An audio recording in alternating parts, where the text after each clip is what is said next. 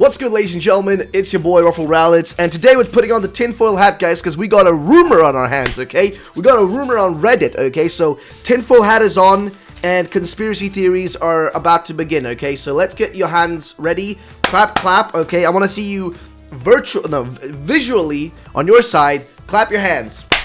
Alright, let's freaking do this, ladies and gentlemen. We've got a big old rumor to look at today. I mean, it's called a leak, you know, they call it a leak here, the person who posted it, of course. I think the guy's name, the guys who actually posted it, is called Leaky Tongue, which is just a top-notch name for a leaker, by the way. But either way, so I'm not sure if this is true or not. There are a few sources I have now, luckily, so I can check with them. But for generally speaking, I'm not sure if this is real or not. But hey, it's fun to read through. You guys complained recently that there aren't enough rumor videos recently, so F it, dude. Here we go, man. We got some rumors now, man. You know, we got some rumors to look at. So let's start with this one, ladies and gentlemen. So the guy calls it a new leak for Pokemon Sword and Shield. Now, I cannot show this on screen for you guys because my screen just, like, you know, it's just in a weird position here. So if I try showing it to you guys, it's not really going to be that possible. Also, Mr. Phone, F off. Also, soon I'm going to be getting a cable so I can use my better camera for when I record these videos, so I don't look like I'm a freaking, you know, like, it just looks really weird right now. The lighting and all that just looks really awful. But let's get into the actual stuff here, ladies and gentlemen, which is new leak for Pokemon Sword and Shield posted by Leaky Tongue 7 hours ago. So here's what he says here, basically, which is: my previous post got deleted somehow, so I'm posting this again. A really close friend of mine has been working on Sword and Shield for a couple of years, after he finished his work on Ultra Sun and Ultra Moon and got switched to the new project. I haven't played the game myself, but he shared with me some confidential information. Disclaimer: everything mentioned in that leak that got posted in 4chan back in May 24th, 2019 is true, so I'll not go over those points again. I will only cover either new information or some overlaps with the previous leak. So as you all may remember, the real leak, the actual real proper leak for Sword and Shield, which basically told us the names of certain Pokemon, like, you know, I think Wooloo, Yamper, you know, a bunch of stuff like that. You know what I mean? Like, though that leak was real, right? So I think he's playing off of that leak here, but let's see what he actually has to say, you know what I mean? So take that, you know, take all this stuff with a grain of salt, you know what I mean? They're rumors. I don't, like, consider them leaks until proven otherwise, you know what I mean? So do keep that in mind. I've seen some people complain about, like, how do you know if it's not real or not? Well, nobody knows until it's confirmed, you know what I mean? I'm not going to call something real just because it has things I think sound cool for me. I mean, sure, I'm going to mention that I think they're cool, but there's so many people out there, like, I've seen, like, literally there was a guy yesterday on a stream, on one of my streams, who complained, like, you know, that I call certain things fake when I think they're fake, and a bunch of that shit that I did call fake, guess what, it is fake. When it came down to the Dynamaxing and that feature, when that was mentioned in the rumor, I basically said, hey, sounds freaking cool, sounds realistic with the giants on the freaking hills and shit, seems realistic, but I'm not sure what to think about it. I'm not sure if it's real or not. Guess we'll have to wait and see. And guess what, we waited and saw, and it turned out to be real. Same thing with a bunch of other rumors as well. I'm not gonna, like, instantly assume they're real and just sit there and, like, give them a big old bazinga just because, oh, they're, you know, it's a rumor. You gotta make sure, you gotta believe all you see, you know what I mean? No, you gotta take everything with a mountain of salt and not assume everything is real in front of you. I'm just mentioning this because some people just get apeshit crazy if you tell them that you don't think what they're saying is real. So here's what basically was mentioned, though, which is that there's going to be 96 new Pokemon plus 19 Galar variants and 42 Gigantamaxing forms. Now, see, when I hear 42 Gigantamaxing forms and the fact that we have half the Pokedex, it just doesn't seem like it's enough. And also 96 new Pokemon with half the Pokedex just doesn't seem nice. I'm looking for something more like what we had in Black and White, which, by the way, Black and White had all the previous Pokemon in it from previous generations, well, you know, once you completed the game. So I was expecting something more like 100 plus, you know what I mean? This is 96, so it's like 408, 4 Pokemon away from 100, but I guess it is almost 150 if you count the Galarian variants and the Gigantamaxing forms. But I feel like the Gigantamaxing forms shouldn't be counted in with the brand new Pokemon, because they aren't brand new Pokemon. It's just literally a bigger version of an existing Pokemon in just a little bit of a different style, I assume, you know what I mean, like either being the old school Pikachu or whatever. Like, I just don't know if I would want to personally count that in there, and I don't think it's like a fair thing. I think if we're looking at brand new Pokemon, they should be looked at as their own separate thing, and there should be far more of those than we think about forms and stuff. I feel like there should be a bunch of brand new Pokemon in this game. I mean, the last time we had a lot of Pokemon in a brand new game was like, what, Black and White? Yeah, just literally Black and White was the last time we had a bunch of brand new Pokemon. Recently, with the last few generations, we get so few new ones, and it's just not as, you know, and especially with this game, I feel like they definitely should have more than just 96, you know what I mean? But if this is real, I'm a little bit disappointed. I would have preferred 100 plus, you know what I mean, like 120, 130, would have preferred that, but honestly, if you like mash it all together, I guess you end up at like 100 or so, 50 or so, with forms and variants, which I don't know, there was nothing about variants mentioned, by the original leak, so I don't know. Now, Wooloo has 2 different evolution forms, and they can be triggered depending on which weather you are at the moment they reach their evolution level. Now, this would make sense because they have the whole new weather system within the open world area. As you guys may remember, like from the trailer and the information we've seen, there is actually like a weather system that's implemented now, which like is fantastic. I love that there's a weather system. I've wanted that for so long, and I'm so happy they finally have that, and I really hope that that's going to be in Pokemon games from now on. If they don't pull that feature, just a small feature that should just automatically be there, the weather system. It's such a small thing, you know what I mean? Tons of other games have it. It's not that big of a deal to create. That's like the most bare minimum thing that should always be there, and if they don't have it in future games, I'm gonna be pretty pissed off, okay? It's such a small feature, and it's such an awesome feature. I love when I can run around in a game, and once in a while, you know, it starts raining, like, you know, and sometimes in World of Warcraft when I'm playing, and it's all of a sudden it starts raining, and I'm just like, oh cool, it's raining now, and I'm chilling, you know, here, like, with my rogue just messing about, or just in any other game, like in GTA, in Grand Theft Auto, right? In that game, I love when it starts raining and I'm just like cruising with my car, you know what I mean, and on the countryside and shit. Like, I love when I can do that. So like, weather system is the most bare minimum, and it makes sense here what he's mentioning here, that you know, maybe some of the new Pokemon like Wooloo might have like a different, you know, form of evolution depending on the weather. And if that's how it's gonna work, then if Wooloo's gonna ever show up in a future Pokemon game besides Sword and Shield, then they gotta make sure that the weather system comes along, or else they're gonna have to change the way it evolves. And I do like that, you know, the kind of like different sorts of evolution for Pokemon in Pokemon games. You know, having them all, like, some of them, you know, evolve in a different manner is pretty cool. So, next thing, exclusive for the starter's 3rd form. They will have a slight visual difference based on its gender. This does not affect gameplay. Now, this would be great if this was true. We haven't seen, like, a gender difference in Pokemon that are, you know, like, starters. We haven't seen anything like that at all. Up until now. So if this was like, you know, like, this is the sort of things I really would have loved if they were real, you know what I mean, these sort of things, because then that would explain why the full Pokedex isn't here. Like, sure, there are still issues with Sword and Shield, like, you know, the graphical issues that they haven't fixed, a bunch of other stuff as well, features being removed, but like, if they could kind of make it up in other areas, like, you know, yeah, this is a small thing, but it's a small thing that's appreciated, you know what I mean? So as long as they can give us more shit, I'm happy. But this actually would be pretty great if it was true, if it is true, but this I don't really trust this, because I don't know if this guy has any credibility from previous situations, so I don't know, but who knows, man. Anyway, let's continue. Camping can only be performed at different wild areas and will offer gameplay connectivity with the still-to-come Pokemon Sleep. Players can assign one of their Pokemon to the camping tent, which sends them to Pokemon Sleep. Bringing them back from the app in the next day will not only reward players with unique items that feeds back to the overall camping gameplay listed before, but also can improve chances for your Pokemon to attack first during the next few battles. Well, that doesn't seem like a good enough feature to me.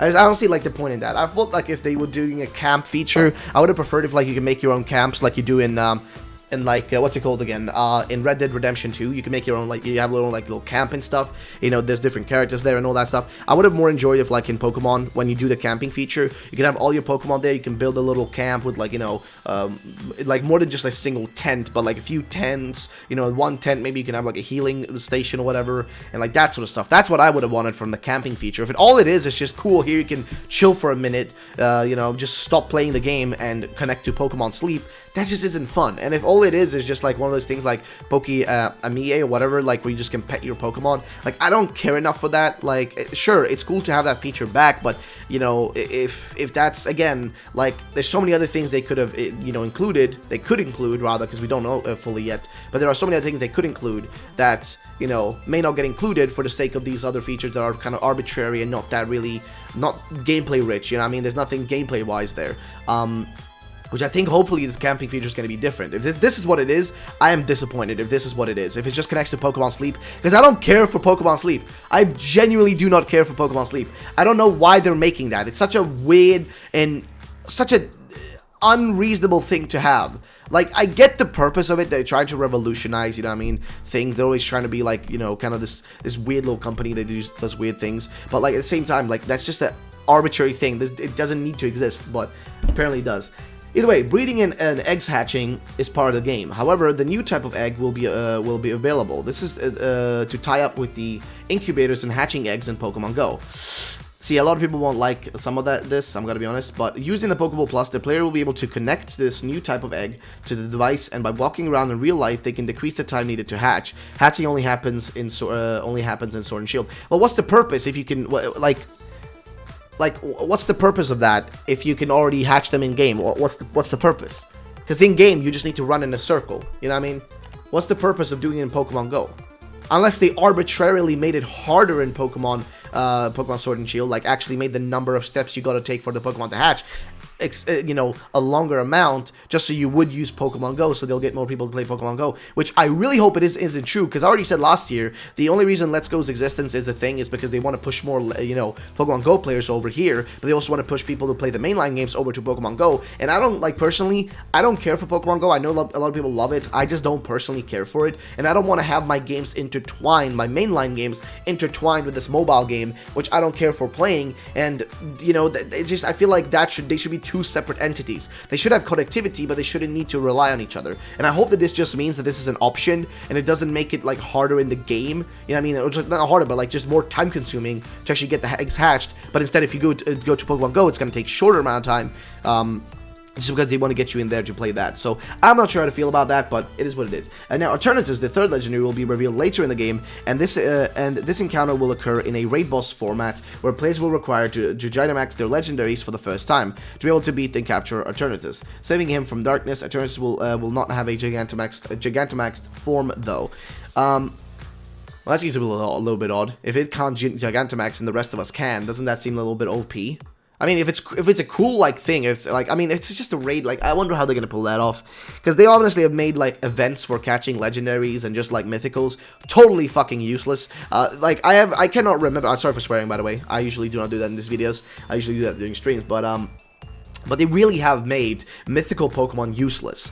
Ever since, like, Black and White, mythical Pokemon have been just useless. There's been no events, no, like, things to do throughout the games. It's just been this kind of, like, arbitrary thing that's existed, and it's just been so freaking boring. You just get codes for them, you know what I mean? Like, oh, you want this mythical Pokemon? Cool, go to GameStop, get a code for it, you know what I mean? It just isn't fun. Like, where's the challenge? Where's the mystery? Where are the in-game events? Where's, like, why can't they anymore create in-game events for mythical Pokemon and legendary Pokemon? Now everything's handed to you, and it isn't fun. I don't care what anybody says, it isn't fun just to be handed shit in games, not in real life. If you're handed shit in real life, I mean, Gucci, but in game, it's, you know, you want to earn those things, you know what I mean, in the game. You want to earn them, you know what I mean, you want to work for them. If you just handed them, you don't care for them as much. I don't care. I never pick up those QR codes and shit, and those free mythical Pokemon. People always tell me, like, oh, dude, they have like shiny Zygarde now is available, whatever, and I'm just like, I don't care. Like, I don't care. I really don't care. I don't want it, because I don't care for it. You know, if I'm just gonna be handed it, I don't care for it. Like, it's the same as if you gave me a Pidgey. I don't care for it. You know what I mean? I want to be able to catch the Pokemon in game, and I want it to feel rewarding when I go through a little bit of a challenge to actually get it. You know what I mean? Like, I feel like the whole thing with Pokemon is that it's just, they hand too much shit to you. So I hope that's not going to be the case with Sword and Shield, but guess what? It probably is, because they just don't want to create, you know, unique events for it. Now, time-limited raid boss events will be available in the game, where Game Freak provides unique encounters with some of the most popular Pokemon. Well, that'll be cool, but if they're already in the game, those Pokemon, then what's the point? Like, if you're gonna show me, like, you know, oh, here's a Charizard, you know, event. There's a raid boss Charizard. It's like, okay, cool, but what's the benefit of having this raid boss Charizard? Whereas if I already have, like, 5 Charizards, what's the point? Like, what do I gain from it, right? That's what I'm a bit curious about. Like, I would love this, because I would love to have raids and stuff, like, you know what I mean, limited time things, events and stuff. That would be great, because that keeps the longevity of the game longer, you know what I mean, and the game stays alive for a longer time. And that's something great Game Freak has never been able to do. They always have their games, like, only survive for a short amount of time, because after you're done with the game, especially if there is no post-game, you're pretty much done with the game. There's nothing to do, you know what I mean? Especially in the recent games where they're just a poor post-game. The most you have to do is shiny hunting, and once you've shiny hunted all the Pokemon, you're pretty much done, you know what I mean? And some people that are really good at shiny hunting and, you know, just really lucky, are going to be done with that very, like, fairly quickly as well. Especially if there's less of a Pokedex, you know what I mean, all that stuff. So I do hope they do these raid battles and whatever, raid events. They do it with like Pokemon that you can't get easily, or Pokemon that aren't even in the game. They're gonna add in, you know, just for these events, which would be great. That would actually be great if they follow kind of the Pokemon Go formula, where you know what I mean, they kind of add events and brand new Pokemon over time, and you know they make it into little special events. That would be cool. That actually would give me a reason to each time log into the game and, you know, or log in. I mean, you know, turn on the game and actually play and do the raids to get those Pokemon, because then it'll be like, oh cool, you know, we gotta go to this specific place in the open wild area, this like little cave or whatever, and here we can find like Kyoko or something in the water. You know, inside the cave is like in the water, it's like Kyoko hiding. It's like cool, let's do that. Or like, oh, it's a Groudon in there. You know what I mean? Or oh, in the middle of the forest, there's gonna be a Celebi just chilling. You know what I mean? Let's all go catch it. You know, shit like that would be pretty fun. But you know, whatever.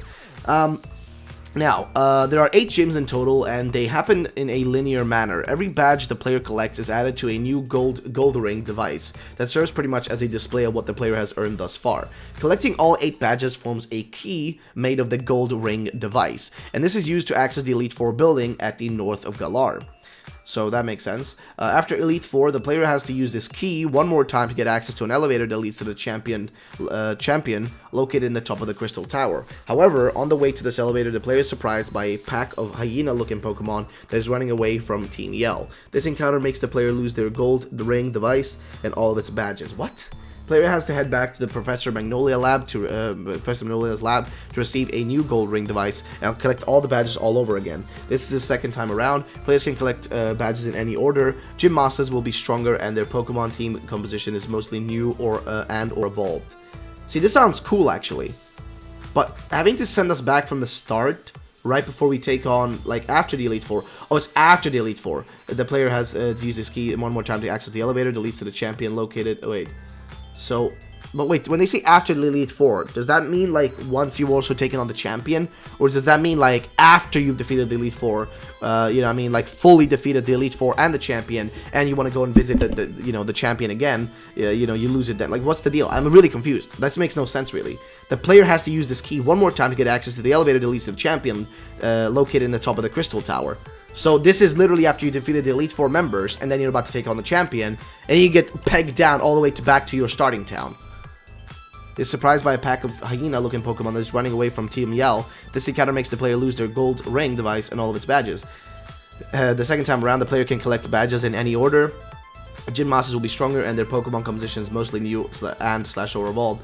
Expect a new Pokemon Direct in mid-August, where Game Freak reveals Team Yell, 3 new Pokemon, and the next gym leader, Kabu.